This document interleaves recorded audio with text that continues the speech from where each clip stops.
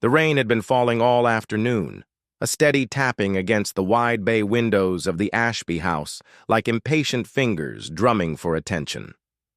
Laura Ashby sat at the kitchen table, a cold cup of tea at her elbow, scrolling through emails she barely read. The house was too quiet, too still. It had been 2 weeks since the accident, the one that had sent James to the hospital overnight with a concussion and 2 cracked ribs. The police had called it a simple rear-end collision.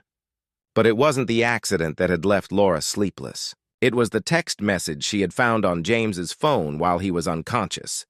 "I can't stop thinking about last night. Tell her yet?" Her thumb had hovered over the screen, trembling. She hadn't looked at the sender's name. She hadn't needed. To James was late coming home again tonight. A part of her, a fierce, wounded part, wanted to confront him. But another quieter instinct told her to wait, to watch. After all, she hadn't told him what she knew yet either. Chapter 2. James pulled into the driveway, headlights sweeping across the lawn. His body ached, his mind more so. He sat there for a moment, hands gripping the steering wheel. Every lie was another knot in his gut. He had ended it. He thought he had ended it. But Emily, no M, he corrected himself bitterly, hadn't let go. And he hadn't exactly pushed her away hard enough. It had been messy. A few reckless months. A mistake.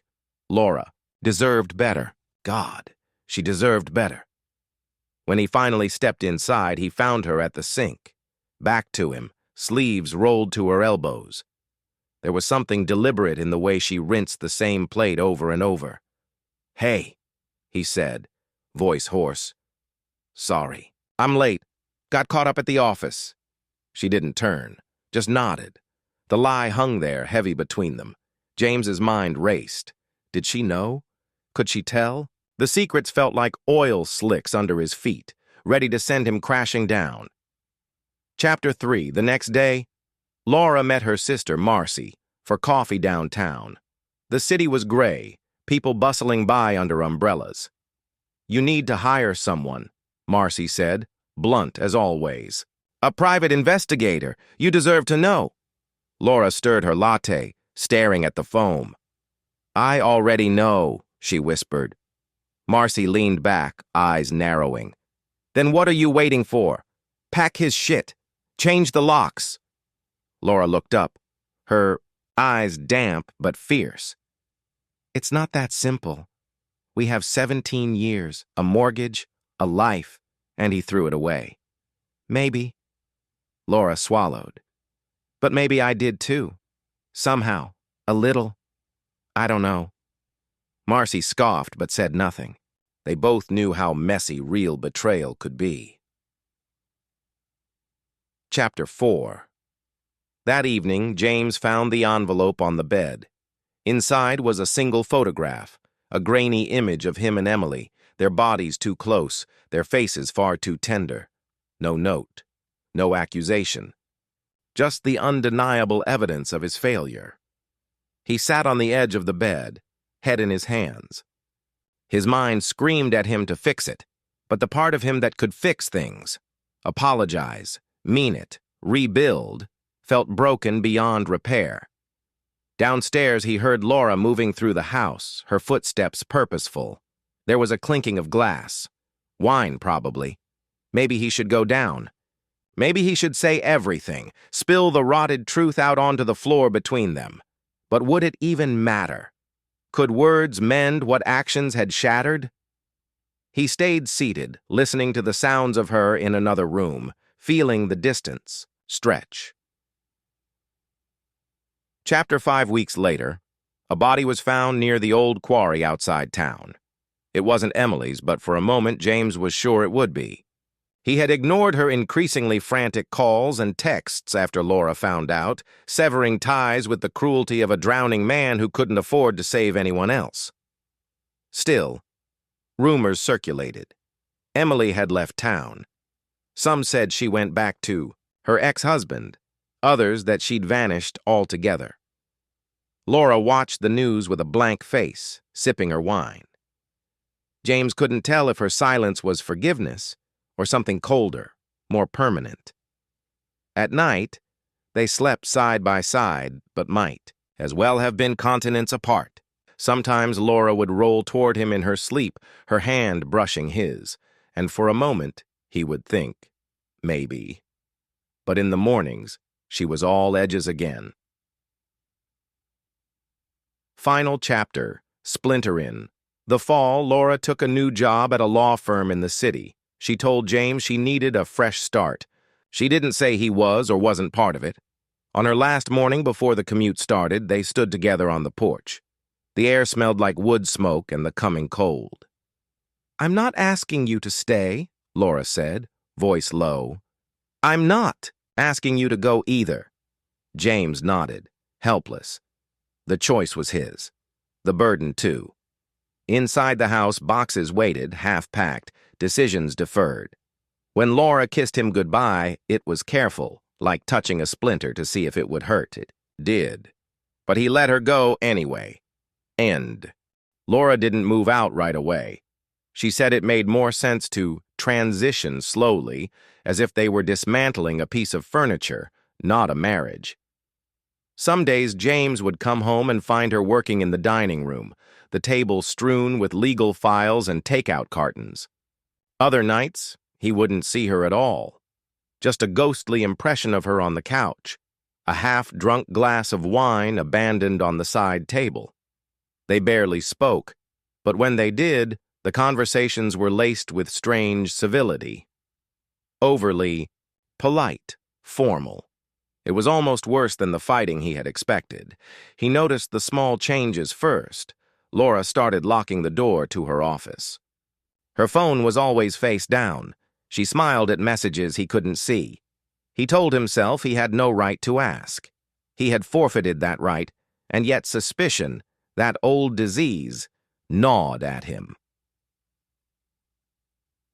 Chapter 8. Echoes one Saturday morning. While Laura was out, James found himself standing outside her office door. It was locked as usual. He hesitated. Felt the wrongness of it. Then picked the lock with the same old letter opener he used to use on junk mail. Inside, the air was close, filled with the smell of paper and Laura's perfume. On her desk, a folder, thick, heavy. He knew he shouldn't. Look, he also knew he would. Inside were photographs, documents, receipts. Not of Emily, not of his affair, but of him, his private accounts. His late nights at the bar after Emily ended things. His recent online searches, divorce lawyers, custody battles, selling a house fast. At the bottom of the pile was something that made his stomach twist. A signed affidavit from a private investigator, outlining his pattern of deception and suspected emotional instability. Words that could cost him everything if things turned ugly. It hit him then, sharp as a blade. Laura wasn't leaving him. She was building a case. Chapter 9. Revelations. That night, Laura returned home late. She smelled like expensive bourbon and cigarette smoke, neither of which she usually touched. James confronted her in the kitchen, slamming the folder onto the counter between them. "What is this?" he demanded. Laura barely blinked. "Insurance." "You're setting me up." His voice broke, humiliated and angry. "I'm protecting myself," she said, her voice calm, measured. "And if you had half a brain, you'd thank me. Because what you did, it could have gotten a hell of a lot uglier." James stared at her, searching for the woman he had loved once. She was there somewhere, buried under layers of rage and survival instinct. "You're no better than me," he said, voice low. Laura laughed, a sharp, bitter sound that didn't reach her eyes. "No," she said. "I'm worse. I don't believe in redemption." Chapter 10. Forked Paths. The days blurred after that. James moved into the guest room. Laura continued her strange half-life, sometimes inviting friends over, laughing too loudly, her energy brittle and bright. Other times he found her staring into the fireplace, lost in thought. Emily's disappearance stayed in the news. Police questioned James once, briefly, but found no evidence linking him to anything criminal. Still, the stain lingered. There were moments in the thin hours of the night when James caught Laura watching him, her face unreadable. He wondered if she ever toyed with the idea of revenge darker than just legal. Maybe she was thinking about it still, and maybe deep down, part of him thought he deserved it. Final chapter. Splintered futures. One rainy evening, a letter arrived. For Laura. James didn't recognize the handwriting. She opened it at the kitchen table, her face changing as she read. Then she slid the letter across to him. It was a simple note. I know what he did. I know what you both did. Watch your back. No. Signature. No address. James stared at it, feeling cold spread through his chest. Laura sipped her wine, utterly composed. So, she said almost conversationally, what do we do now? James opened his mouth, to beg, to confess, to deny. But no words came. Outside, thunder rolled over the city. Inside, they sat across from each other at the battered kitchen table, two survivors of a marriage that had become a slow, silent war. Neither trusting, neither forgiving, neither willing to be the first to fall. The rain kept falling, indifferent and endless. End. James barely slept that night. Every creak of the house sounded sharper, every shadow in the hallway darker. At dawn, he found Laura already awake, dressed in black jeans and a simple sweater, sipping coffee like nothing had happened. You think, it's Emily? He asked hoarsely, motioning to the letter. Laura shrugged without looking at him. Could be, or someone else who knows. People always know more than you think. The words stung.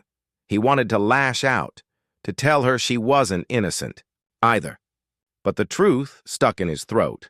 Instead, he poured himself a coffee and sat across from her, silence pooling between them. A new, colder understanding had settled.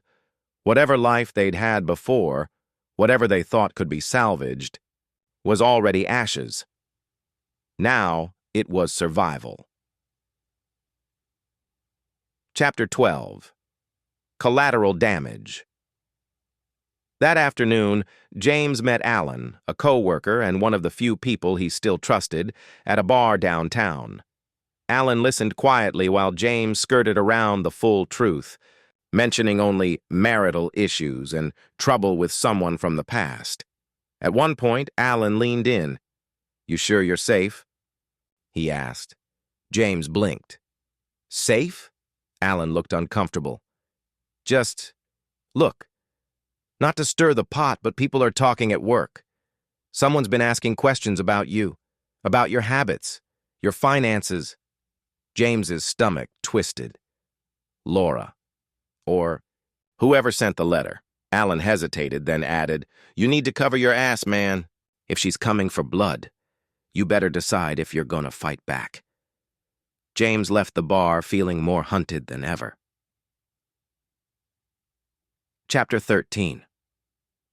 Ultimatum. Late that night, Laura sat him down at the kitchen table again, the same table where they'd shared Christmas dinners, birthday cakes, long arguments that ended in rough laughter and exhausted kisses. Now it felt like an interrogation room. "I'm giving you a choice," Laura said. Her tone was businesslike, almost bored. "You leave, quietly, sign over your share of the house to me. No court battles, no police, no press." James stared at her, stunned. "And if I don't?" Laura's smile was almost kind. "Then we let the world decide. Maybe Emily's friends start asking louder questions. Maybe the police dig deeper into your little history." It wasn't a threat. It was a death sentence wrapped in civility. "You don't have anything on me," James said, though it sounded weak even to his own ears. Laura sipped her wine. "Maybe not. Maybe I don't need to. Guilt can be very persuasive. Chapter 14. Breaking point. James spent the next day moving through the house like a trapped animal. Everything he touched reminded him of a better time. The cracked tile they'd meant to fix, the photos still crowding the mantel, the worn armchair where Laura used to curl up with a book. It was almost unbearable, this mourning for something not yet fully dead. By evening, he made his decision. He packed a bag, left the deed papers unsigned on the counter, a single message scrawled across them. You win, but this isn't over. He didn't say goodbye, didn't slam the door, just drove away into the thickening dark, not knowing where he was going, only that it couldn't be here. Chapter 15. Shifting. Sans Laura watched him leave from the upstairs window. No tears, no relief. Just the deep, raw exhaustion of a battle survived but not won. She turned back toward the room where her phone buzzed on the nightstand. A new message from an unknown number. Careful, Laura. You're not as clean as you think. She sat on the bed, heart hammering. Because the thing she hadn't told James, the thing she hadn't even admitted fully to herself, was that she had seen Emily the night Emily disappeared. They had met, argued. Things had gotten heated. Words turned to shoves, and after that night, Laura didn't know exactly what had happened, but she suspected, and if someone else knew, if someone else saw. Final scene, bitter harvest weeks. Later, a detective knocked on Laura's door. Friendly, polite. Just a few questions about Emily's disappearance. Routine, Laura smiled, answered everything. Told a few small lies and a few very careful truths. When he left, she leaned against the door, breathing hard, knowing it was only a matter of time before the past clawed its way to the surface again. Far away, in a dingy motel room, James stared at a burner phone, thumb hovering over a message drafted but unsent. I know what you did. I know what you're capable of. He smiled bitterly and deleted it.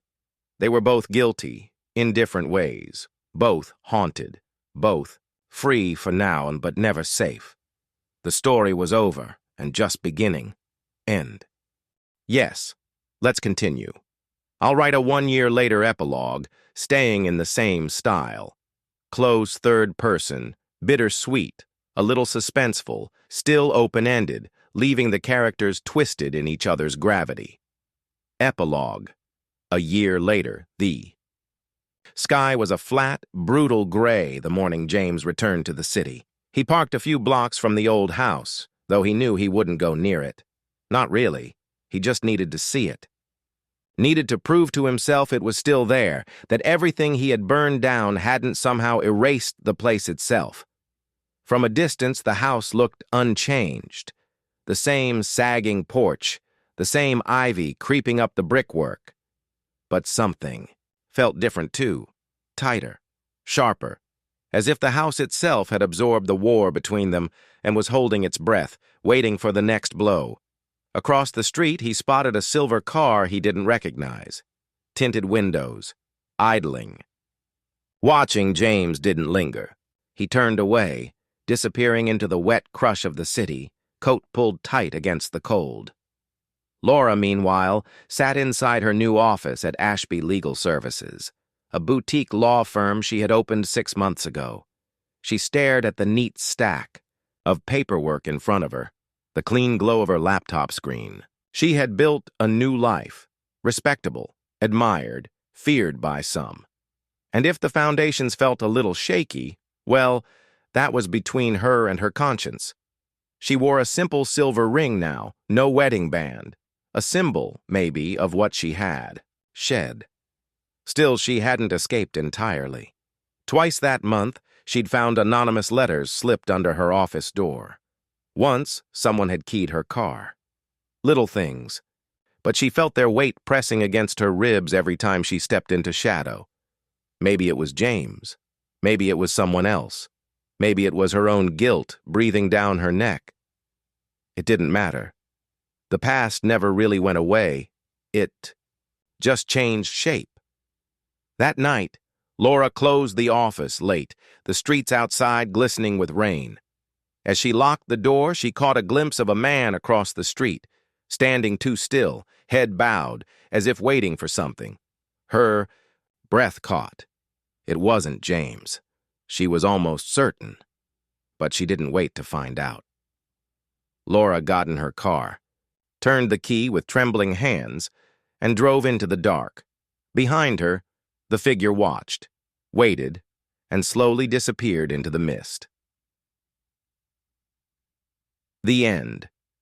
If you'd like, I can also sketch out some alternate future threads, like, what if Laura ends up facing a real investigation into Emily's disappearance?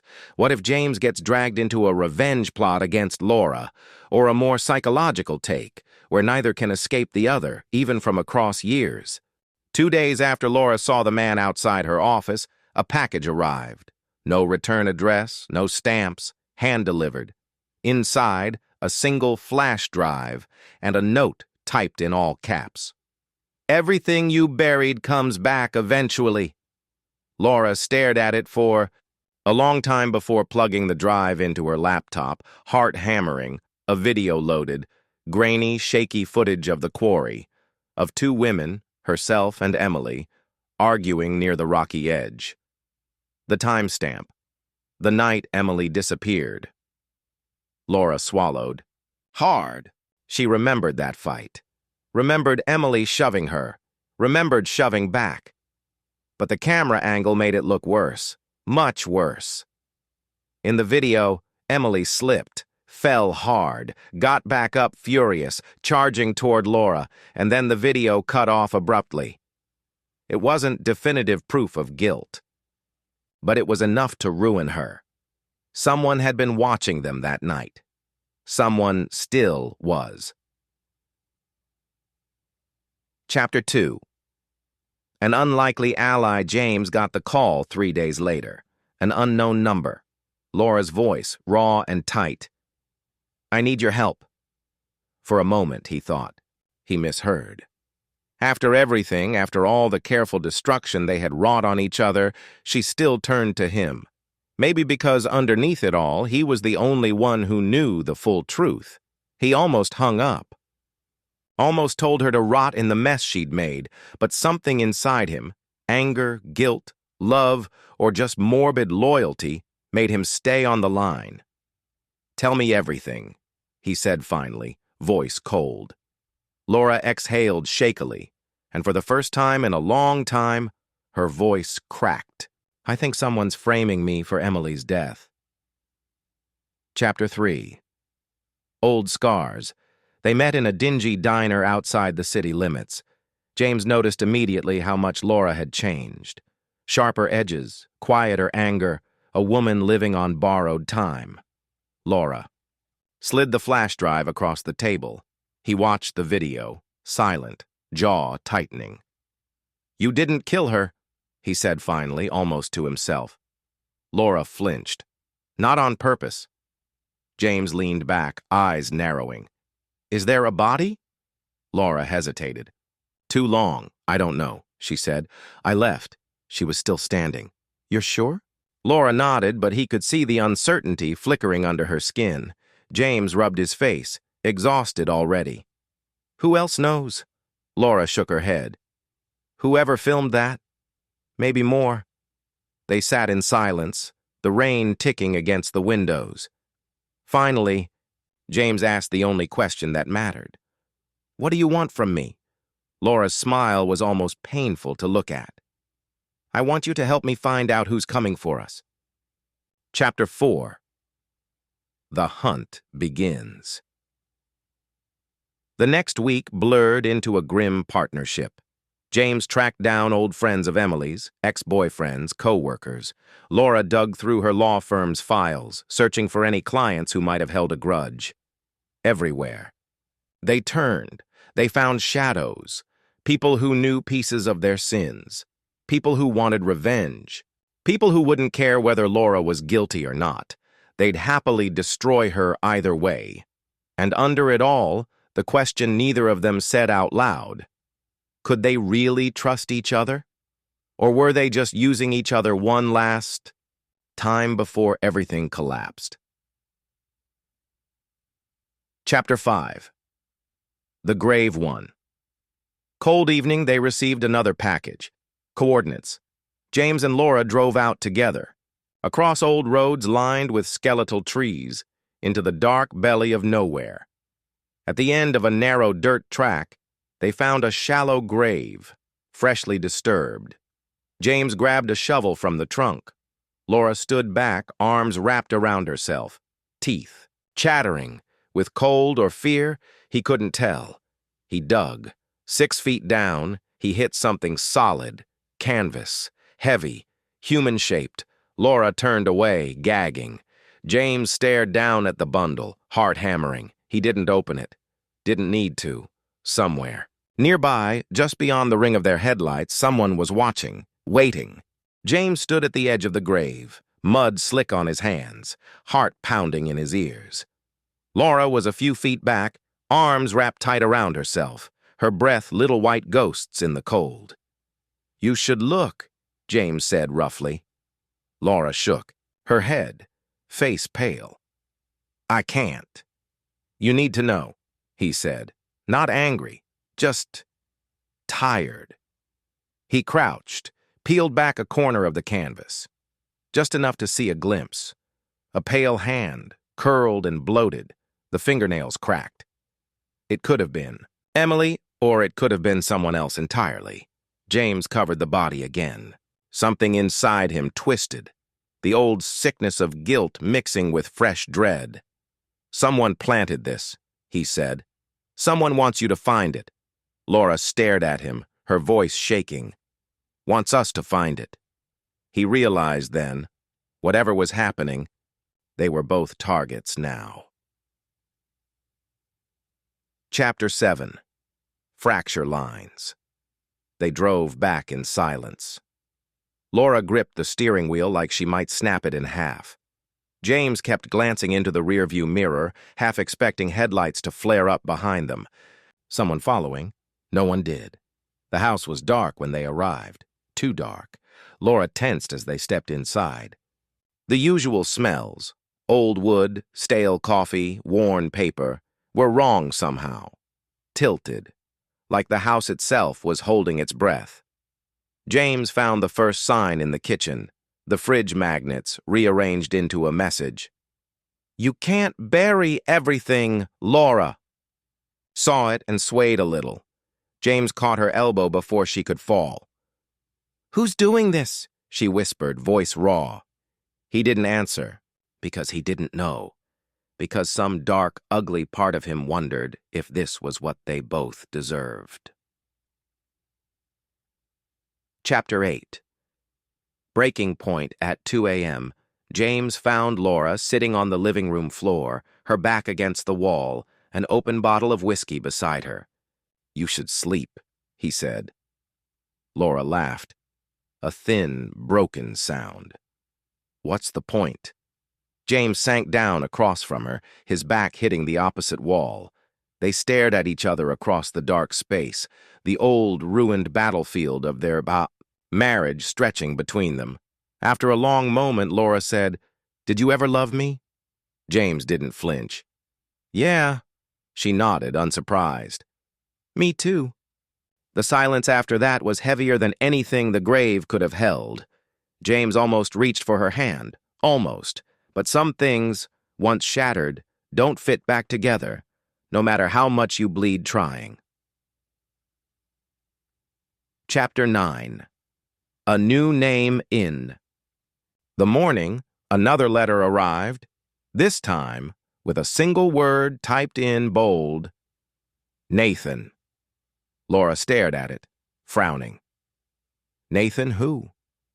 James asked.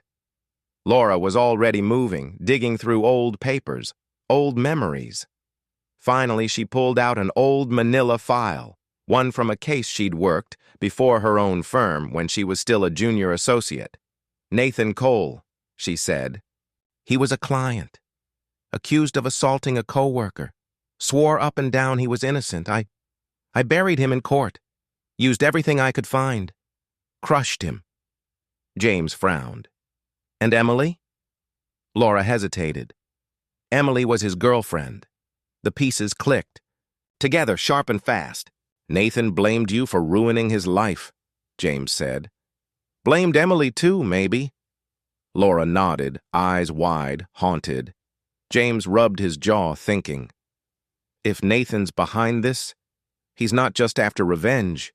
He's playing a game, psychological warfare. Laura's voice dropped to a whisper. And we're losing. Chapter 10. Endgame. Approaching. The next night, James and Laura planned, badly, desperately. They agreed they had two choices, run, or confront Nathan before he could finish whatever he started. But even as they plotted, James could feel the foundation of their shaky alliance crumbling. The old wounds reopening, the weight of everything they'd done, to each other, to Emily, to themselves, growing heavier by the hour. And deep down, a darker question gnawed at him. Was Nathan really their enemy, or had they both already planted the seeds of their own destruction long ago? The plan was simple. Meet Nathan.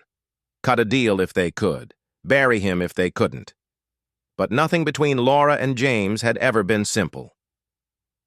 That night, they sat on opposite ends of the same couch, the house silent around them, waiting for the hour they'd agreed on, 2 a.m., a lonely crossroads north of the quarry.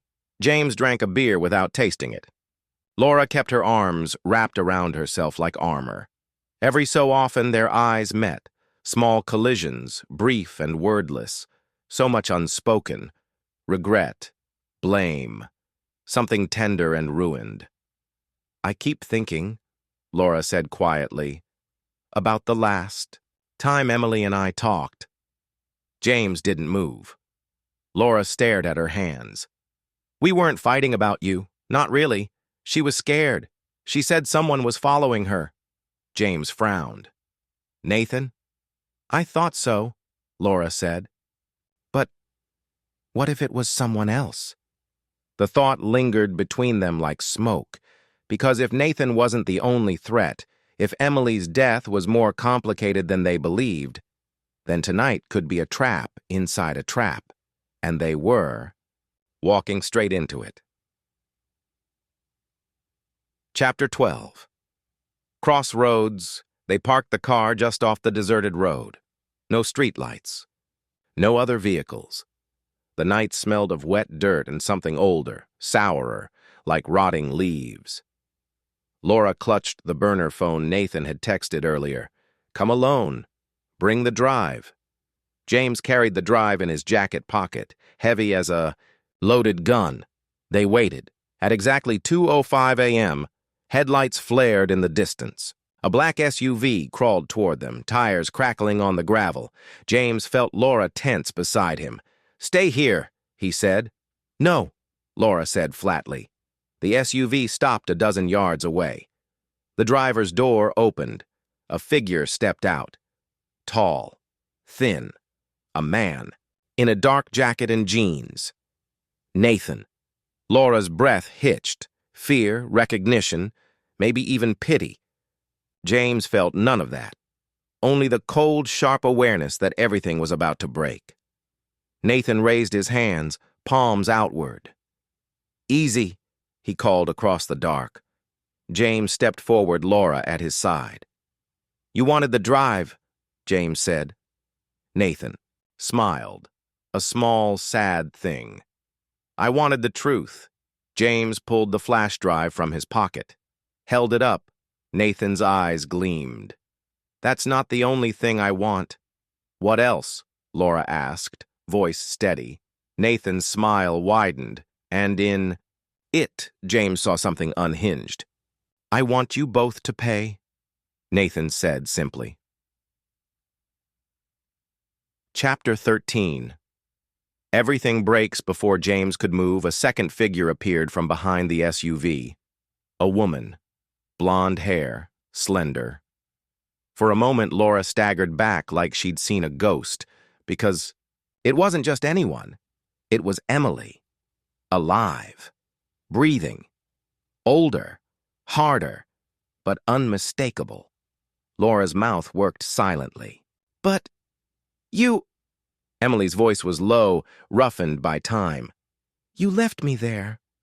Thought I was dead." James's heart hammered against his ribs, the grave, the videos, the threats. It had never been about revenge for a death. It had been about punishment, for betrayal. Nathan stepped closer, smiling almost gently. "You didn't kill her, but you abandoned her." Laura shook her head, backing away. "No," she whispered. But James wasn't looking at Nathan anymore. He was looking at Emily, really seeing her now, and realizing something worse. This wasn't a rescue. This wasn't justice. It was a setup. Emily and Nathan had planned this together, and they weren't here to negotiate. They were here to destroy them. For a long moment, no one moved. The night hummed with the electric buzz of insects, the quiet groan of cooling engines, the soft, almost human sigh of the wind through the trees. James instinctively stepped half a pace in front of Laura, blocking, her without thinking. Old reflexes, useless maybe, but stubborn. Emily's eyes gleamed in the dark. "You left me," she said again, her voice quieter now, not angry, worse, like it was simply a fact. Laura opened her mouth, closed it, tried again. "I thought you were dead," she said brokenly. "I panicked." Emily tilted her head. "You didn't even check." James watched Laura flinch, saw the cracks spiderwebbing through her. Nathan took a slow step forward. "It's simple," he said. "We're going to expose you both. Everything you did, the affair, the lies, the abandonment." James's jaw tightened. "And the body in the woods?" Nathan smiled. "That wasn't Emily. Of course it wasn't. It had been a message, a reminder of how easily their lives could be ended, how little evidence it would take." Laura shook her head, dazed. "Why wait until now?" Emily's smile was sharp, painful. "Because we needed you to rot first, to lose everything before you realized it." "And now," Nathan said almost kindly, "you can choose. Confess, or we'll tear you down." James's hands curled into fists. There it was. The choice, submit or fight. Neither option left them whole. Chapter 15. The offer. Laura found her voice first. "What if I give you something better?" she said. Nathan laughed. "There's nothing you could offer." "You're wrong," Laura said, stepping forward past James. She was trembling, but she masked it well. James saw the lawyer in her then, the woman who had built and destroyed lives with nothing but words. "You want revenge," Laura said. "But revenge is short, messy. It burns out." Nathan's face was still, listening. "I can give you power," Laura said. "I still have connections, files, secrets. People would pay to keep them buried."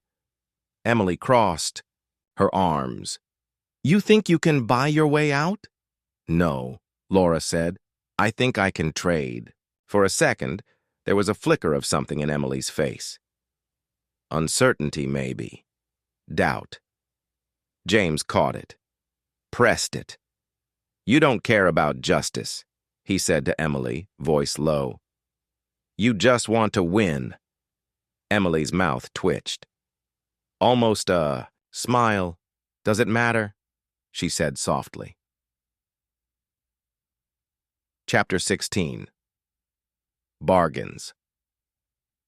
The night stretched between them, heavy and sharp. Nathan and Emily moved a few feet away, conferring in urgent whispers. James turned to Laura. "You're gambling," he said under his breath. "I know. If you're wrong, I know." He wanted to shake her. He wanted to kiss her. He wanted to walk away and never look back. Instead, he stayed.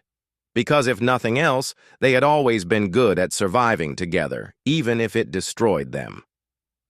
Nathan returned first, his expression unreadable. "Give us the files," he said. "Give us something worth more than your silence." "And then?" Laura asked. "Then you disappear," Nathan said. "For good." James didn't like the way he said it. Like it didn't matter if they disappeared by choice or by force.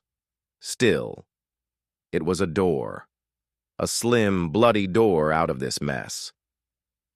James glanced at Laura. Her nod was almost imperceptible.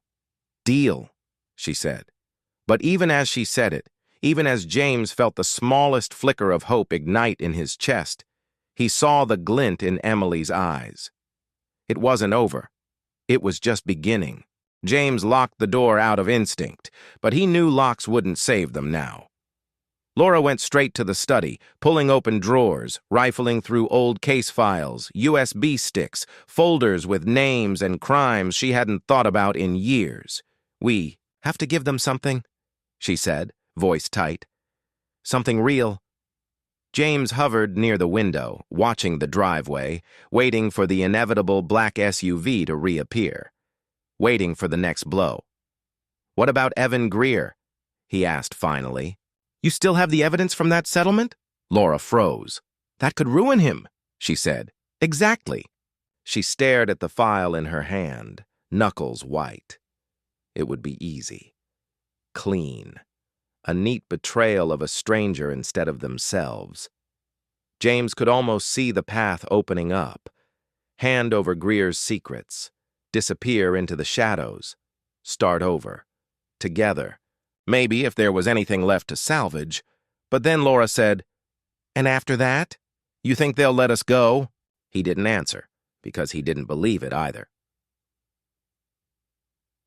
Chapter 18. Fractured allegiances. They worked in silence for an hour, copying documents, encrypting drives, burning fake trails. At some point, James noticed Laura texting someone. Didn't ask. Didn't want to know. Trust had become a memory, something faded and cracked. But survival still burned bright. When Laura finally spoke, her voice was a thread. "We can't run forever." James looked up. "Then we fight." Laura smiled, and it was a terrible thing, brittle, beautiful, doomed. "I was hoping you'd say that," she said. Chapter 19. The Trap. The next meeting was arranged at an abandoned warehouse near the river. Neutral ground. Laura insisted on driving. James sat stiffly beside her, the gun tucked into the waistband, of his jeans digging into his back. Neither of them talked much, because what was there left to say? They were broken people holding sharp, bloody pieces, trying to cut their enemies before they cut each other. As they pulled into the cracked asphalt, James saw the SUV already waiting. Nathan. Emily. James clocked the way Nathan stood, casual, loose, overconfident. And Emily. Still so familiar it made his skin crawl, leaning against the hood, arms crossed. Laura got out first. James followed, heart a hammer against his ribs. The deal was supposed to be simple. Hand over the files. Walk away. But James knew better. Deals were just the lies you told each other before the knives came out. Chapter 20. Double Cross. Nathan stepped forward. "Got it?" he asked. Laura held up a flash drive. "Everything you wanted, and more." Nathan smiled. Emily didn't. James caught it. The shift in her eyes, the slight tension in her shoulders. He moved just as Emily pulled the gun from her jacket. "Down!" he shouted, shoving Laura hard. The shot went wild, sparking off the asphalt. Laura hit the ground hard, rolling behind the car. James drew his weapon, fired once. A warning shot over their heads. Not because he didn't want to hit them, but because killing Emily would cost him more than he could afford to lose. Nathan ducked, cursing. Emily didn't flinch. She advanced, gun steady, eyes. "Dead! You think you can just walk away?" she hissed. Laura, from the ground, shouted, "Emily, you don't have to do this." Emily laughed. A sharp, broken thing. "Don't I?" James had one clear shot, one chance. He hesitated, because in that second, in that breath, he saw not the woman trying to kill him, but the girl who had once laughed in his arms, who had loved him before everything went black, and it cost him. Emily fired. Pain exploded across James's side. He dropped to one knee, gasping. Laura screamed. And then everything dissolved into noise, fire, fury. James hit the pavement hard, the wound burning like someone had set fire to his side. Through the haze, he saw Laura scrabbling across the asphalt, her hands bloody, trying to reach him, trying to reach the gun that had skidded from his grip. "Stay." "Down!" James barked, voice raw. Nathan and Emily were moving, circling them like wolves, casual and cruel. "You should have taken the deal," Nathan said, almost mournful. James pressed a shaking hand to his bleeding side and laughed. Bitter. "Ugly, your deals always suck," he rasped. Nathan raised his gun, and Laura moved. She wasn't fast. She wasn't graceful, but she was desperate, and sometimes that was enough. She lunged for James's gun, rolling, snapping it up in both hands. Nathan cursed, stumbling back. Laura fired, not a kill shot, but enough. The bullet tore through Nathan's thigh, sending him crashing down with a scream. James forced himself up, leaning hard against the bumper of the car. Emily didn't flinch. She just adjusted her aim, calm as rain, and pointed the gun at Laura's heart. "You're not going to shoot me," Emily said. Laura's hands shook around the gun. "I loved you," Emily said softly, "and you left me to rot." Laura's finger tightened on the trigger. James held his breath. "You were supposed to be my sister," Emily whispered. Something cracked across Laura's face. Grief, guilt, rage, and James saw the moment the bullet should have fired, the moment it didn't. Laura hesitated, and Emily smiled. That cold, sharp smile James remembered from another life. "You're weak," Emily said, and raised her gun to kill them both. Chapter 22. Endings. The shot that rang out wasn't Laura's. It wasn't Emily's either. It was Nathan, lying in the dirt, half-conscious, firing wildly, blindly. The bullet caught Emily square in the side. Her eyes went wide, more shocked than pained, and she staggered back a step. Laura's scream ripped through the night. Emily collapsed onto the cracked pavement, her gun skittering away. The world slowed. Down, every sound muted except the rasp of breathing, the whisper of blood pooling. James pushed off the car, stumbling toward Laura. She dropped to her knees beside Emily, pressing her hands uselessly against the wound, babbling words that made no sense. "Sorry, please, no sorry." Emily's eyes found hers. For a moment there was no anger there, no hate, just a terrible, exhausted sadness. "You never looked back," Emily breathed. Then her body sagged, heavy and still. Laura pressed her forehead against Emily's, sobbing, wrecked. James stood over them, bleeding, broken, unsure whether he'd just lost his wife for good, or if he'd never had her in the first place. Chapter 23. Fallout. They didn't call the police. They didn't bury the bodies. They just left. Nathan, dying or dead, still lying in the bust. Emily, Laura's sister, James's mistake, their shared ghost, staring at the empty sky. They drove nowhere in particular. Laura at the wheel, silent. James fading in and out, the blood loss stealing pieces of him. At dawn, they pulled into a forgotten motel off the highway. Laura cleaned his wound, hands shaking, but precise. Neither of them spoke. Because how do you explain surviving something that should have ended you? How do you explain all the little deaths that came before the final blow? James watched Laura as she taped gauze over his ribs, saw the woman he loved, hated, needed, feared, saw the ruins of everything they'd tried to build, and he realized something terrible. They weren't done. They would never be done, because survival wasn't redemption. It was just survival. Laura met his eyes, and in hers he saw the flicker of a question neither of them dared ask. Can we still save what's left of us? James didn't have an answer. He just reached for her hand, and for once, she didn't pull away. The motel room was dim, its walls thin and peeling. Outside, the world had moved on. Traffic still hummed, the sun climbed, strangers lived their lives, blissfully unaware. But not here, not for James and Laura. They hadn't spoken in days.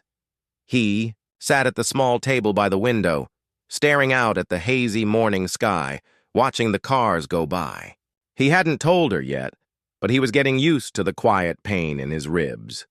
The kind of pain that felt like it would always be there, like it belonged. Laura was in the bathroom, her hair wet from a shower. He heard the soft sound of her, humming. The past few months had been a blur of travel, hotel rooms, constant movement. They hadn't stayed in one place for long. James had learned not to ask why. At some point, the silence between them had become normal. She came out of the bathroom, drying her hair with a towel, and for a brief moment, James caught the glimpse of the woman he once knew, the woman who smiled with her whole heart, who held the world in her gaze as if it was still worth saving. She dropped the towel to the floor and looked at him. There was a wariness in her eyes, not just from the last few days, but from years of pain, years of things unsaid, of unhealed wounds. "You're quiet," she said softly. "Always am," he answered, his voice hoarse. Laura sat on the edge of the bed, folding her hands in her lap. The room felt too small for them both, their bodies too big for the space. Do you think we could go back?" she asked, her voice barely above a whisper. James didn't immediately answer. He couldn't. Not because he didn't have the words, but because the truth had a cost. Going back meant acknowledging everything they'd destroyed, all the things they'd let rot between them. Going back meant admitting that even if they managed to survive, they had already lost. "I don't know," he said finally, rubbing his eyes. "I don't think there's a place left to go." Laura's breath hitched. She looked away from him, her shoulders slumping, as though the weight of the years was finally pressing down on her. "I don't know how to be anything but a liar anymore." "You're not a liar," he said, his voice gentler than it had been in weeks. "You're surviving. And what happens when survival isn't enough?" Her words were sharp, a raw edge to them. She turned her gaze back to him. "What happens when it's just two people left with nothing but the wreckage?" James stood up abruptly, crossing the room in a few long strides. He reached for the door handle, his hand trembling slightly. "I don't know," he said quietly. "But if I'm going to burn with anyone, it might as well be you." Laura stood too, her voice breaking. "I don't know how to forgive you." He turned toward her, searching her eyes. "I don't know how to forgive myself." There was nothing left to say after that. The silence stretched out, wrapping them in its suffocating hold. After a moment, Laura stepped forward. Slowly, cautiously, as if testing the ground between them, her fingers brushed against his arm. "I don't know if I'll ever be better," she said. He pulled her into his arms, his chest aching with the weight of everything they had lost, and everything they still carried. "Maybe we weren't meant to be better," he whispered against her hair. "Maybe we were meant to survive." Weeks later, they lived in a small town now, one that didn't ask questions. One that didn't look too closely. James worked at a local mechanic shop, fixing cars, keeping his hands busy, his mind quiet. He avoided mirrors, avoided looking at himself for too long. Laura took up a job in a small cafe, serving coffee, talking to customers in a way that made it seem like she was still herself. Still kind. Still open. She learned how to smile again, even if it didn't reach her eyes. They slept in the same bed, but the space between them felt like miles.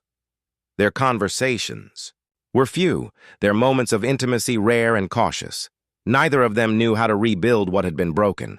Neither of them knew what to do with the love that had become a ghost, but they still survived. Each day, they woke up beside each other, two people holding on to a life they couldn't fix. And somewhere, buried deep, they both understood something. Painful and true. Maybe the wreckage was all they had left, and maybe that was enough. The end. The cafe was quiet for the afternoon rush. Just the hum of the espresso machine, the low murmur of conversation, and the smell of burnt coffee in the air. Laura wiped down the counter, the motion automatic, her thoughts somewhere else. She'd gotten good at the quiet, at the stillness. Her hands were steady as she refilled the coffee pot, but inside, she felt like a storm was waiting to break. Something she'd kept down for too long, something she couldn't name. She hadn't heard from Nathan or Emily since the night of the warehouse. And though part of her felt a strange relief, another part of her wondered if she was just waiting for the next blow. She caught a glimpse of herself in the glass behind the counter, tired, hollowed out. The woman staring back at her was a stranger. The woman who had loved her sister. The woman who had tried to save her marriage. All of it was gone. James came in at that moment, the doorbell jingling as he stepped inside. His eyes scanned the room briefly before they landed on her, soft but guarded. His hair was messier than usual, and his jeans were a bit too tight. His body was more tired, but the way he carried himself had changed. Less broken, more weary. She didn't smile at him. Neither of them did anymore. "Thought I'd bring you lunch," he said, setting a paper bag down on the counter. Laura didn't. Look at it. Her gaze stayed on the coffee machine as she wiped it down for the third time. "You okay?" he asked after a long silence. She didn't answer right away. She couldn't. "Yeah," she said, almost too quickly. Just tired." He leaned against the counter, eyes studying her. She caught the familiar look in his eyes, the one that said he knew she wasn't telling the truth. "You're not fine, Laura," he said quietly. "I can see it." Her chest tightened. "I don't need you to fix me, James. I never tried to fix you." She looked at him then, and for the first time in a while her gaze softened. "I don't know who I am anymore." James opened his mouth to say something, probably something useless and well-meaning. But he stopped, catching her fragile expression. His hand moved to the counter, fingers curling into a fist before he let it go. They stood like that for a moment, the air between them thick with things unsaid. "I don't know if I can keep doing this," Laura said finally, her voice barely above a whisper. James swallowed, taking a step back. "What, keep pretending everything's okay?" Her lips twisted in a bitter smile. "Yeah, I guess. Maybe it's time we stop pretending." For a long while, neither of them spoke. There was nothing to say, nothing that would change the truth of it. They were here now, stuck in this half-life of survival, too tired to keep pretending. The door jingled again, this time more insistent, pulling them both from their private storm. A man walked in, tall, sharp features, a suit that looked too expensive for a place like this. He scanned the cafe before his eyes locked onto Laura's. Laura's heart skipped. It was him. Chapter 25. Ghosts. Return. James noticed the change in her immediately. Her eyes went cold. Her posture stiffened, and the air around her seemed to tighten, to vibrate with something old, something dangerous. The man walked toward the counter with a purpose, not acknowledging James at all. Laura's hand gripped the edge of the counter, white-knuckled. "Laura," the man said, his voice low, rich, and unsettlingly familiar. "Been a long time." Her face hardened. "Gerard," she said, her voice flat. James took a step back, sensing the shift. He didn't like it, the way she immediately closed off, the way her body tensed. He'd seen that look before. It was the look of someone hiding 1,000 secrets. Gerard didn't seem to notice James at all. His focus was solely on Laura, his gaze lingering on her as if he were memorizing the way. She looked now, the way she'd changed, or hadn't. "I thought you might be hiding somewhere like this," Gerard continued, his lips curving into something almost like a smile, but there was no warmth in it. "You always had a way of staying, just under the radar." Laura didn't answer. She didn't have to. James was starting to put the pieces together. Gerard had been a part of their life before everything had gone to hell. Before the lies, before the affair, before everything started unraveling. He was the kind of person you didn't walk away from, the kind of person who left a trail of destruction wherever he went. "I need to talk to you," Gerard said, his eyes now shifting to James. "Alone." James straightened, feeling his gut twist. He wasn't sure who this man was, but he knew enough to know that he wasn't someone they could afford to cross. "I don't think so," Laura said, her voice cutting through the tension like a knife. "Whatever you want, you can say it in front of him." Gerard's smile didn't falter, but his eyes narrowed slightly. "I don't think you understand. I don't have time to play games." Laura's fingers curled around the edge of the counter again. James didn't need to ask. He could see the way she was measuring every word, every movement. Gerard was a threat, a serious one, but more than that, he knew too much. James stepped forward, finally breaking the silence. "What do you want?" "Gerard?" The man tilted his head as if considering. "It's simple. You know the way this works. I don't make requests, Laura. I make demands. You'll be hearing from me soon." And with that, he turned and walked out, leaving the door to jingle behind him, his presence lingering in the air like smoke. Laura stared after him, her face pale. James didn't move, didn't breathe. After a long silence, Laura exhaled sharply, breaking the stillness. He's back. Chapter 26. No way out. It was like a weight had dropped between them.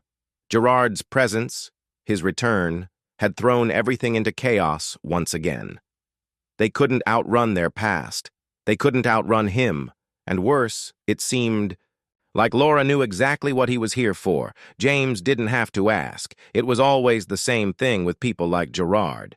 They didn't forget. And they didn't forgive, and now they were back at square one. The walls seemed to close in on them, pressing down with the same suffocating weight they'd been carrying for months. But now, it was worse. The air between them was electric with a tension neither of them had anticipated. James stood at the counter, watching Laura's back as she methodically wiped the same spot on the countertop for the 4th time. Her hand was trembling slightly, the rag moving back and forth in tight, controlled motions. "Are you going to tell me what Gerard wants?" he asked, trying to keep his voice steady, though the question burned in his chest. Laura paused, her shoulders tightening as if she were preparing for something. Her voice, when it came, was barely above a whisper. "I don't have a choice," she said. "You should know that by now." James felt a wave of frustration. "You don't have a choice about what, Laura? About what he does to us? About what happens next?" She turned to him slowly, eyes dark, and for a moment, it looked like she was about to snap. But instead, she just sighed, low and worn out. "I don't have a choice because I've already made too many bad ones," she said, her voice cracking slightly. "And Gerard, Gerard knows what we've done, what I've done. James felt a cold, creeping unease slide down his spine. He didn't know exactly what Gerard knew, but the way Laura spoke, he could sense the gravity of it. She was caught in something much darker than he had imagined. "How much does he know, Laura?" he asked, keeping his tone even but his heart pounding. He needed answers, not vagueness. Laura's gaze flickered toward the window, as if she could see the past playing out in her reflection. "Enough," she said finally. "Enough to destroy us." The silence hung heavy. Chapter 28. The Price of Secrets. The truth hit James like a punch to the gut. They had lived in a fog for so long, pretending that everything could be mended, that the ghosts they'd created could be buried. But Gerard's reappearance had torn that illusion apart, exposing something darker. Laura had never told him the full extent of what she'd done. He had assumed the worst of their past was just infidelity, the lies, the distance between them. But now it was clear there was more, something involving Gerard. "Why didn't you tell me?" His voice was hoarse, full of hurt and frustration. She was quiet for a long time, her eyes flicking to his but not really meeting his gaze. "Because I thought I could protect you from it. Because if you knew everything, I didn't think we'd make it out alive." James's chest tightened. "But you didn't protect me, Laura. You kept me in the dark." "I wasn't trying to protect you. I was trying to protect me." Her voice was raw, and for a brief moment, James saw the pain in her that he'd missed for so long, the guilt, the fear. Gerard had something on her. On them. The weight of whatever it was now suffocating them both. "Did you ever think about me?" James's voice cracked with the pain of the years they'd spent on opposite sides of their own marriage. "About us." Her eyes flickered with something. Guilt, but also the traces of a woman who had been broken long before she'd ever met him. "I wasn't thinking about anything, James. I was just trying to survive," she said, her words slow, deliberate. "And I didn't know if you could handle it. I didn't know if you would." Her admission stung more than he expected. They had been living in a shell of a marriage, a ghost of what they could have been.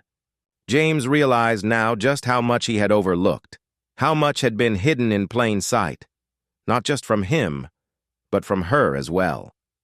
The sound of the door opening snapped them both from their fragile moment.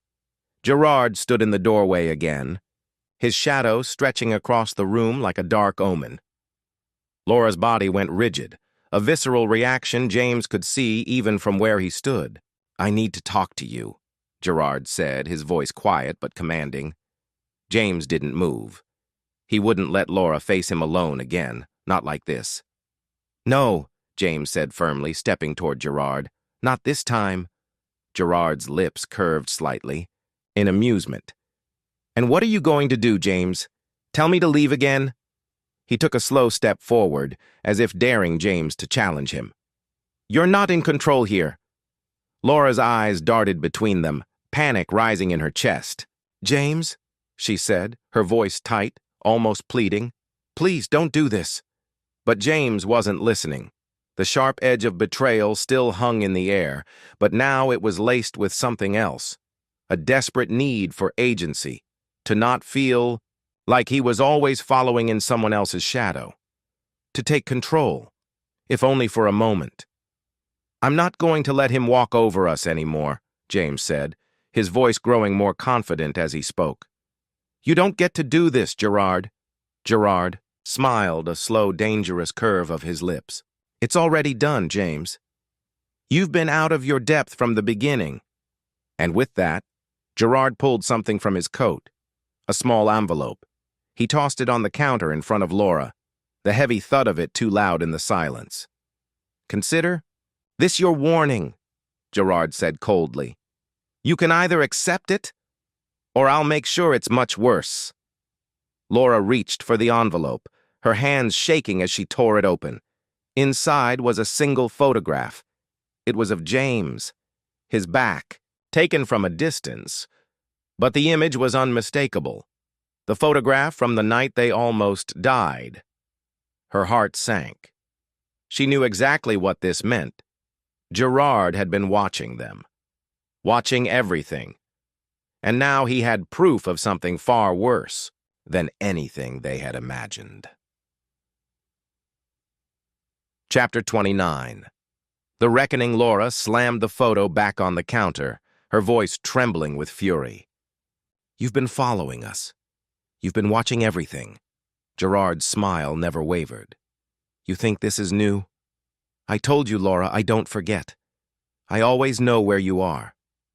James felt the fury build in him, but he stayed still, trying to piece together what this meant. If Gerard had evidence of them, of their past, he could destroy them, all of it, their marriage, their lives. "I'm done with your games, Gerard," James said, his voice deadly calm. "You're not going to control us anymore." Gerard's eyes gleamed, cold and calculating. "We'll see." And with that, he turned and walked out of the cafe, leaving the photograph on the counter like a ticking bomb. Laura stared at the photo for a long time, her breathing shallow, her hands still shaking. James stood beside her, his heart heavy with the weight of what was to come. They weren't done with Gerard, not by a long shot, but this time they'd face him together. And this time they wouldn't be running. The weight of Gerard's last words hung between them like a threat in the air. They sat in the cramped office behind the cafe, the room smelling faintly of coffee beans and stale pastries, the hum of the refrigerator a constant background noise. James stood at the window, his arms crossed, his eyes scanning the empty street outside. His chest felt tight, every breath too shallow.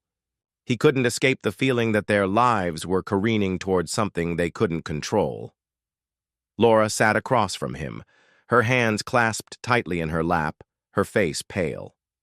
She hadn't said a word since Gerard had left. Her silence, louder than anything she could have said. "I don't know how much more of this I can take," James said, his voice rough. He turned to face her, finally giving in to the frustration that had been building inside him. "We've been running from him for months, and it's never enough. Every time we think we're safe, he pulls us back in." Laura looked up, her eyes filled with unshed tears. I know. She wiped at her eyes, but it didn't help the desperation creeping into her voice.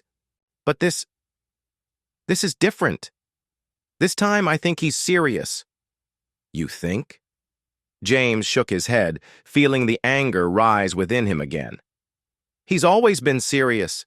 He's been playing us from the beginning." Laura stood up abruptly, moving toward him, her eyes burning. "And what do you expect me to do, James? Tell me. Because I don't know anymore. Do you think I wanted this? Do you think I wanted any of it?" James's breath caught. He hadn't realized how much anger she'd been holding back, how much guilt. "I didn't mean it like that," he said, his voice softer now. He moved toward her, but she stepped back, her eyes wide with a mixture of fear and frustration. "I didn't want this either," she whispered, her voice cracking. "But I can't undo it. I can't fix it." They stood there in silence for a long moment, the weight of their words sinking in. Neither of them knew how to heal this, how to make it right. Gerard had burned everything to the ground, and now all they could do was stand in the ashes. But then, Laura's gaze shifted. She was looking at something behind James, her eyes narrowing as she focused on it. He turned quickly, his heart racing, but there was no one there. "What is it?" he asked, his voice tight with unease. "I don't know," Laura said, her voice barely, a whisper. I thought I saw something." James followed her gaze, his instincts screaming at him. The air felt thick, charged with something that made his skin crawl. Was Gerard watching them? Had he followed them? Before James could say anything, Laura turned toward the door, heading for the back exit. "I need to go," she said, her voice raw. "I need to get out of here." "Wait!" James called after her, his heart hammering in his chest. "Where are you going?" "Don't—" But she was already gone, disappearing into the alley behind the cafe. James's mind raced. He knew he should follow her, but part of him was afraid of what she might do, what she might face. Chapter 31. Reckoning Laura didn't know what she was doing. She was moving on instinct now, propelled by the need to escape, to get away from everything. Every inch of the world around her felt too small, too confining. The city streets felt suffocating, the sky too close, the buildings closing in on her. Gerard's words echoed in her mind. "Consider this your warning." Her footsteps quickened. She had to do something. She had to fix it. But what could she do? Everything she had done had led her here, to this moment, to a place where there was no way out, no safe escape. She rounded a corner and nearly collided with someone. She didn't even look up at first, her mind too clouded with fear and panic to register who it was. "Laura?" She froze. The voice was familiar. Too familiar. The same voice she had been running from for years. She looked up, and her heart stopped. It was Nathan. The same Nathan who had betrayed her. The same Nathan who had been the catalyst for everything that had gone wrong. "What the hell are you doing here?" she whispered, her voice trembling. She tried to step around him, but he caught, her arm pulling her back. "You need to listen to me," Nathan said urgently, his eyes wild with something she couldn't quite place. "You don't understand. Gerard, he's not just playing games anymore. He's dangerous." Laura yanked her arm away, eyes narrowed. "I know exactly who Gerard is, Nathan. What do you think you can tell me that I don't already know?" Nathan stepped closer, lowering his voice. "I know things. Things about Gerard you won't believe. But if you want to survive, you have to stop running." "Stop running?" Laura laughed bitterly, her eyes flicking around as if searching for some kind of escape. "Do you think I want to run? Do you think I want any of this?" "I'm trying to help you," Nathan said, his expression shifting, his eyes locking with hers, with an intensity that made her pause. "I'm trying to warn you. You and James are both in too deep. Gerard is going to destroy everything." Laura felt a cold wave wash over her. "You don't get to lecture me about destruction, Nathan. You don't get to tell me what's at stake when you're the one who started this mess." Nathan flinched, his face tightening, but he didn't back down. "I know I screwed up, but you have to understand, this isn't just about you anymore. It's about your life, Laura, James's life. You've been in this game for too long and you don't even know the rules."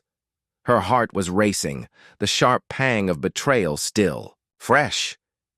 But there was something in his eyes. Desperation. Fear. He wasn't lying. Before she could say anything else, she heard a familiar voice call out from behind her. "Laura! Get away from him!" She turned to see James, running toward her with a look of sheer panic on his face. Nathan saw him too, and immediately stepped back, his eyes widening with something like fear. "You need to make a choice, Laura," he said, his voice low. "You need to decide what you're willing to risk." With that, he turned and disappeared into the shadows, leaving Laura standing there, torn between two worlds. Chapter 32. The Choice. James reached her in a few strides, his face pale and tight with concern. He grabbed her arms, his grip firm but gentle. "Are you okay?" he asked, his voice shaking slightly. "What the hell was that?" Laura didn't answer immediately. Instead, she looked around, as if waiting for something, or someone, to jump out of the shadows. The city felt wrong now. Every corner, every alley, every sound felt like it was closing in on her. "I don't know what to do anymore," she said finally, her voice breaking. "I don't know if we're ever going to get out of this. I don't know if we can survive what's coming." James's gaze softened, and he took a deep breath, pulling her closer. "We'll survive," he said firmly, his voice full of determination. "We have to. Together." The streets outside were quiet now. The hum of the city softened in the late evening air. Laura and James stood in the same spot, the tension between them raw and unspoken. But the choice was still there, looming large between them. To confront the darkness, to expose their truths, or to let Gerard's grip slowly suffocate them. James reached out, brushing his fingers against her cheek, as if testing the waters, as if seeing if the remnants of what they had could still be salvaged. His touch was tentative, unsure, as if both of them were afraid of the answer. "I don't know how much more I can take, Laura," James confessed quietly, his voice carrying the weight of all the unsaid things between them. "I want to fight, but I need to know if you're still with me." Laura closed her eyes for a brief moment, the air between them charged with unresolved grief and desperation. She didn't know the answer. Her heart was torn in two, pulled by the memory of a love that had once felt unshakable and the reality of a betrayal that now felt like a permanent scar. But Gerard's words echoed in her mind. "You have no choice but to play the game. I'm still here, James," she whispered, though her voice trembled. "But I don't know how we can win. I don't know if there's a way out of this without losing more of ourselves." James stepped back, running a hand through his hair, his frustration. Turning inward, maybe it's not about winning. Maybe it's just about surviving. Survival. It was the word that had followed them both since the beginning, from the lies to the betrayal to the years of unspoken pain that had festered under the surface. They had both been living on borrowed time, pretending things could get better while the cracks in their marriage widened, unnoticed or ignored. "We can survive," he said again, more to himself than to her, as if trying to convince himself of something he wasn't sure was possible anymore. "But only if we stop running." Chapter 34. The truth unraveled. The apartment was empty when they got home, the door slightly ajar as though it had been left in a hurry. James's heart raced, and he felt a chill crawl up his spine. Something was wrong. The silence felt oppressive, and the unsettling stillness of the space was a sharp contrast to the chaos inside them both. Laura stepped inside first, her eyes scanning the room, her body tense. "This doesn't feel right," she murmured. Before James could respond, he saw it, a single plain envelope sitting on their dining table. His heart skipped a beat. "Is that—" He trailed off, but Laura was already walking toward it, her hand shaking as she reached for the envelope. "It's from Gerard," she said, her voice hollow as she opened it, her gaze flickering across the contents. She turned the page over, her face draining of color. "Laura," James said urgently, stepping toward her. "What is it?" She held up a single photograph. It was a shot of their apartment, taken from across the street. The faint outline of the cafe where they had been earlier in the day was visible in the background. Someone had been watching them. Someone had been watching her. Laura's eyes widened in disbelief. "This is too much. He's been here, James. He's been in our lives this whole time." James felt the blood drain from his face as his mind raced. What did Gerard want from them? What was he willing to do to get his way? Does he know everything?" James asked, his voice cracking as a terrible realization settled over him. Laura looked at the photo again, her mind spinning. "I think he's testing us," she whispered. "I think he's trying to push us to make a choice." James's heart pounded in his chest. He could feel the walls closing in, Gerard's presence like a dark cloud hanging over them. But there was something else too, a glimmer of something darker in his own chest. He wanted revenge. The idea had been whispering to him ever since Gerard's first visit, and now it was louder, more insistent. But what would revenge look like? Was that the person he wanted to become? A man who sank to Gerard's level just to strike back? Laura turned to face him, her eyes searching his face. James, if we're going to make it out of this, we have to fight. But even as the words left her mouth, she knew how hollow they sounded. Fight how? Gerard had already pulled them both into his game. And now, no matter what they did, they would always be one move behind. Chapter 35. Descent. Into darkness, James spent the next few hours pacing, trying to organize his thoughts, trying to make sense of everything. Gerard had them trapped in a web of lies, half-truths, and deceit. And now he was pulling every string he could, tightening the noose. He wasn't sure when it happened, but somewhere in the midst of his internal turmoil, something in him snapped. He wasn't going to let Gerard control them anymore. He wouldn't be a pawn in Gerard's sick game. But what did that mean? Laura's voice broke through his thoughts, her words laced with an edge of panic. James, please don't do this. He looked up, startled. What do you mean? Her expression was frantic, her eyes wide with fear. If we go down this path, if we start playing Gerard's game, we lose. We'll lose ourselves. We'll lose everything. James closed his eyes, his fists clenching at his sides. He wanted to believe her, wanted to hear her words and hold on to them. But in the pit of his stomach, something darker whispered back at him. Gerard had to pay. He had to feel the consequences of what he had done to them. I can't just wait. Any more, Laura, James said quietly, the resolve hardening in his chest. We can't just sit back and let him take everything from us. We have to do something. We have to take control. The words hung in the air, suffocating them both. Laura's gaze softened, but there was a sadness there, a resignation that told James everything he needed to know. James, I love you, she said softly, but I don't know if we're strong enough for what's coming. He felt the weight of her words settle heavily in his chest. Was she right? Had they already crossed a line they couldn't come back from? As he looked at her, the man he had been before, the man who wanted nothing more than to rebuild their marriage, to fix the damage, seemed to fade, consumed by the anger and betrayal that had taken root. But what did it matter? The line between revenge and survival had already blurred. Chapter 36. The final move. The next morning they were both exhausted, but neither of them slept. The weight of the night before hung over them like a thick fog. They knew the choice was coming.